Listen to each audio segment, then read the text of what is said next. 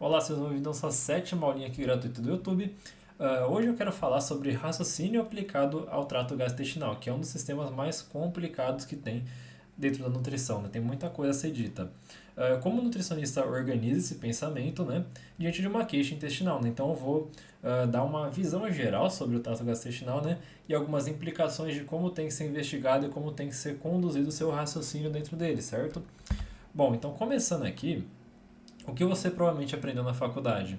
Que o trato gastrointestinal envolve microbiota, permeabilidade intestinal, que é muito importante, inflamação e alguns exames específicos, né? Tudo isso aqui, provavelmente você já ouviu falar, pelo menos, né? Eu tenho um leve entendimento de conceito. O que ficou de fora então, né? Quando você reduz, né, o trato intestinal a isso daqui? Ele não é um problema isolado, tá? Ele é uma cadeia de eventos com mecanismos distintos que precisam ser diferenciados antes de qualquer hipótese ou exame, né? Então, olha só, você tem que enxergar o trato gastrointestinal como uma cadeia de eventos, né? Por quê? Porque ele é um sistema contínuo, né? Ele começa na boca e ele vai terminar na evacuação. Só que entre eles também tem muitos processos, também tem órgãos anexos, também tem muitas áreas de absorção, também tem funções, né, em cada área ali. Então, se você não sabe diferenciar cada uma dessas regiões, a sua leitura vai ser extremamente mais pobre, ela vai acabar sendo reducionista e chegando a inflamação ou exames específicos, enfim, alguma coisa nessa origem aqui. Então, hoje eu vou só tentar dar uma expandida de visão sobre como é que é. Então, né, igual eu falei, ele é uma cadeia de eventos, então constipação, evacuação e fermentação são avaliações distintas, tá? Você tem que saber diferenciar uma coisa da outra, porque uma pode implicar na outra e vice-versa, né? Isso daqui é bem complicado. E não variações do mesmo problema. Paciente com queixa intestinal pode ter alterações em qualquer um desses eixos, em combinações diferentes com causas diferentes, né? Então, tratar como se fosse a mesma coisa é o erro mais comum da prática clínica, né? Então, hoje, geralmente, igual eu falei, né, existe muita coisa aí no mercado, muita coisa reducionista, muita coisa que ele quer te vender uma entrega de protocolo, alguma estratégia fechada sobre alguma coisa, quando na verdade não, né? Na verdade tudo depende de individualização. Sintomas, gente, não é diagnóstico, tá? Então, constipação, ela pode ser de várias origens. Uma evacuação prejudicada pode ter várias origens. Uma fermentação, ela pode vir de várias origens também. Tudo isso daqui tem cada uma leitura específica para cada uma delas e uma forma de avaliar.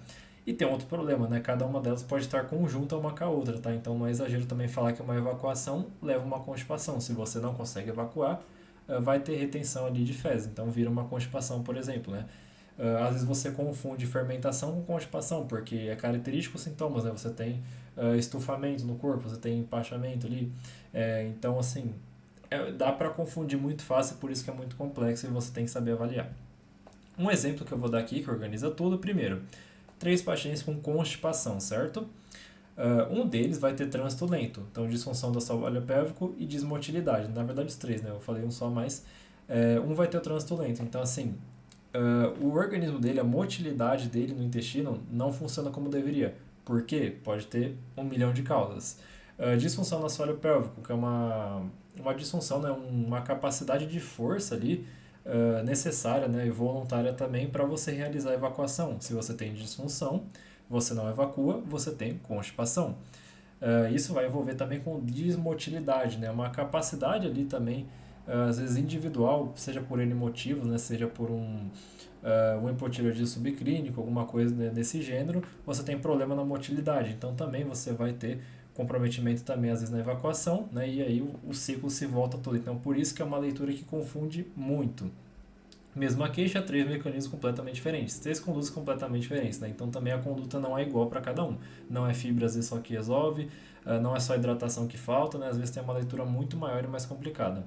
Paciente com queixa intestinal pode ter alteração em qualquer um desses eixos, em combinações diferentes, com causas diferentes. Tratar como se fosse a mesma coisa é o erro mais comum da prática clínica. Então, esse é o paciente que vai e volta, faz exame de H. pylori e não acha nada, faz ultrassom do estômago também não acha nada. Enfim, envolve também capacidade física mesmo, né? Tamanho de estômago dependendo, que aí gera a sensação de desconforto, enfim.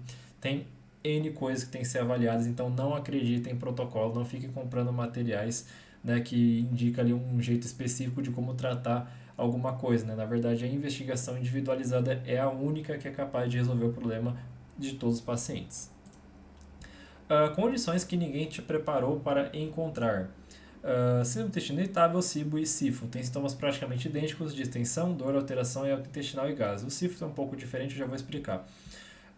Qual que é a questão desses daqui? Se o intestino irritável é um intestino que ele funciona de uma forma que ele é irritável em qualquer coisa. Qualquer coisa que você come vai desencadear um processo ali, né, de desconforto, um processo às vezes, de diarreia. Síndrome do intestino irritável por si só, ela já tem tipos, subtipos de síndrome do intestino irritável também, né? Então não é fácil você diagnosticar.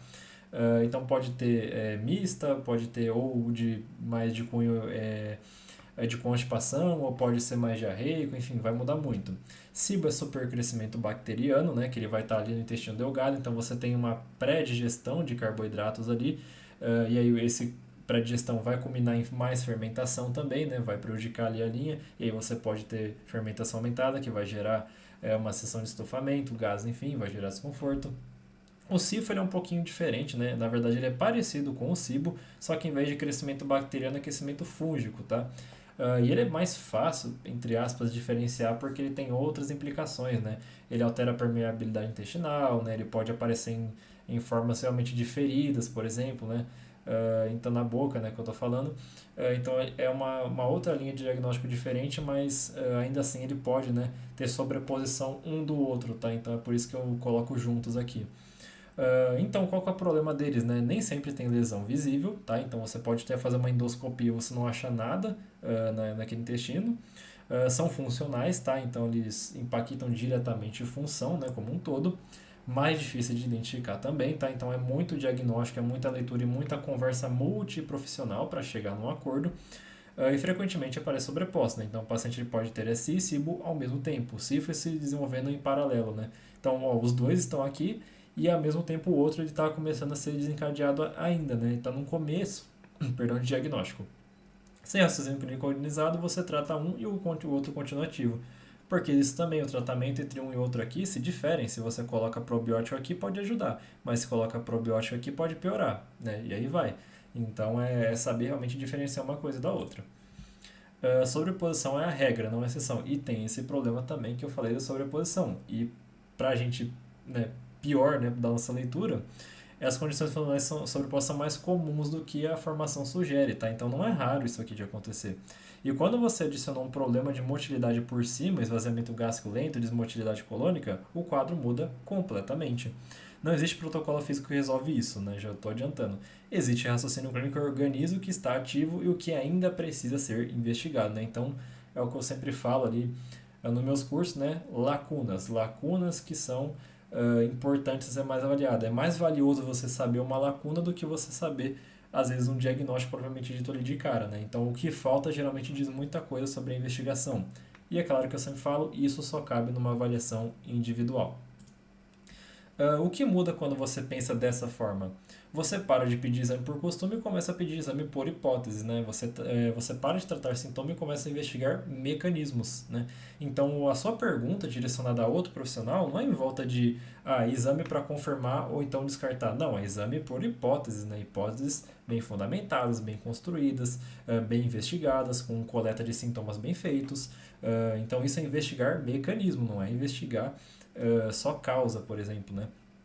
E quando o médico gastroenterologista esquece, recebe seu encaminhamento, ele recebe raciocínio clínico documentado, não só queixa relatada. Eu odeio esses nomes enormes, na boa, vai, né? Mas tudo bem, né? Eu entendo, não é ofensa aos gastro aqui não, tá? Mas é complicado falar. Enfim, né? Como eu estou mostrando aqui, raciocínio clínico documentado tem muito valor como profissional, como autoridade e também entre profissionais, tá? Então saibam fazer isso.